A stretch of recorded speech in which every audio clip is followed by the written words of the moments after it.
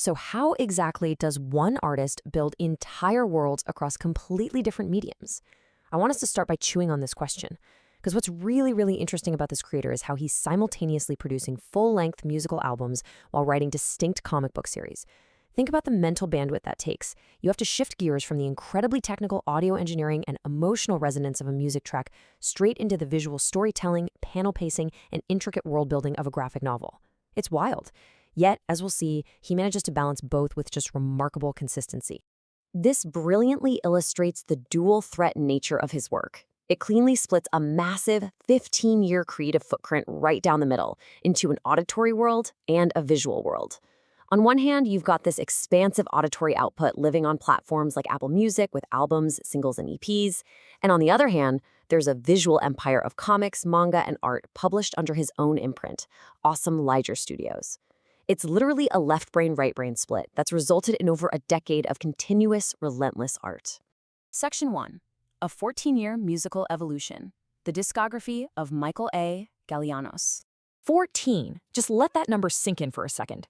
This stark number represents the continuous years of his musical releases. It showcases a profound dedication to his craft, really building from the ground floor up. You know, when we look at independent music, survival is usually measured in months, maybe a couple of years if you hit it lucky. But sustaining an audio output for 14 years, that takes more than just passion. It takes a relentless drive to keep experimenting and constantly evolving your sound. And mapping out his studio albums really proves that longevity, while also highlighting this massive surge of productivity we're seeing in the 2020s. All right, so he started back in 2011 with Beautiful Discovery, then there's a bit of a gap before his next major full-length album, Hush, in 2020. But look at what happens next. It's an incredible acceleration. We get Persecution of a Dream in 2024, followed immediately by Reason in 2025. He is, without a doubt, in the most prolific musical era of his entire career right now.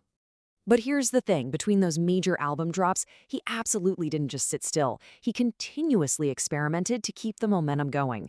We're talking diverse singles, dance remixes like 2011's Soiree, and acoustic explorations like the General Salt's Pleasurecraft Unplugged sessions in 2012, plus collaborative tracks like My Heart is Breaking featuring Dan Exactly in 2017 and Love is Calling in 2021. All these releases basically acted as the connective tissue holding his whole musical universe together between the major statements. So the absolutely crucial point to take away from his current audio footprint is that his most recent 2025 album, Reason, is completely dominating his top-played songs right now. Hits like Love is Calling and Second Thought are pushing straight to the top of his catalog on Apple Music. And that's huge. It tells us his audience isn't just hanging on to his legacy tracks from 2011. No, they are highly, highly engaged with his current, present-day creative output. If we actually put the evocative titles from his last two albums side by side, we can really see the broad thematic range he explores within just his music alone.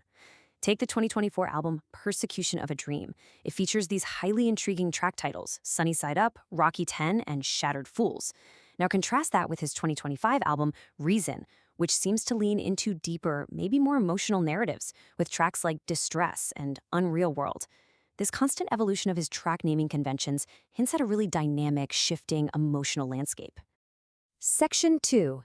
Inside Awesome Liger Studios, the visual world of comics and manga. 5. Despite operating deeply in the independent space with a relatively modest initial follower count, he has already conceptualized and released 5 entirely distinct comic properties. I mean, this is the ultimate proof that true creators don't wait around for permission. They don't wait for a massive built-in audience. They simply roll up their sleeves and build the worlds they want to see issue by issue. Just looking at this diverse, Awesome Liger Studios lineup back-to-back visually demonstrates his incredible ability to genre hop. We go straight from the squared circle of Awesome Liger wrestling right into a sci-fi data run with Ivy. He's tossing us into the mix with Storm Driver Issue 1 The Situation, introducing characters like Commandante Courage, and then bringing it all back down to earth with Black Sheep. It's this massive multi-genre playground that totally refuses to be boxed into just one type of storytelling. Actually, let's look closer at Black Sheep. I love this specific subtitle, A True Story. What's brilliant here is how it grounds his visual catalog in reality before he sweeps us away into his wilder, more fictionalized universes. Right in the middle of all the wrestling and data running, there's this core of personal, grounded narrative. It anchors the entire Awesome Liger Studios brand in something real and, well, deeply human. And it doesn't stop there. Beyond the main comic series, he's building this sprawling IP universe that expands into other creative concepts, like Felicity's Eyes, and honestly, a wonderfully quirky title called Worklot Pizza. It's like his ideas are constantly spilling over the edges of whatever container he tries to put them in. He's not just telling one story, he's weaving this whole web of interconnected artistic concepts. Now, this brings us to a really fascinating detail. Listen to this copyright stamp from his comic. Commandante Courage, copyright 2026. This brilliantly illustrates that his vision as an independent creator is relentlessly forward-looking. He is firmly planted in future endeavors. He's already projecting his intellectual property into the years ahead, laying down a timeline for where his art is going, not just where it's already been. Section 3. The Future of Independent Creation. Synthesizing the audio-visual universe. Let's bring these two halves together, right? When you lay it all out, this breakdown reveals the true reality of grassroots creation. Real success isn't about massive early follower counts or going viral overnight. It's about relentless output. We are looking at 14 years of constant music, spanning from 2011 to 2025, stacked right beside 5 entirely new comic and manga IPs built from scratch. When you see that music foundation next to this massive visual expansion, you're looking at the blueprint of a creator who simply cannot and will not stop making things. So as we wrap up this explainer, I want to leave you with a final thought to ponder. In an era where so much of the internet is completely consumed by algorithm chasing and churning out bite-sized content, is this relentless, multi-medium world building the ultimate blueprint for true independent artistry?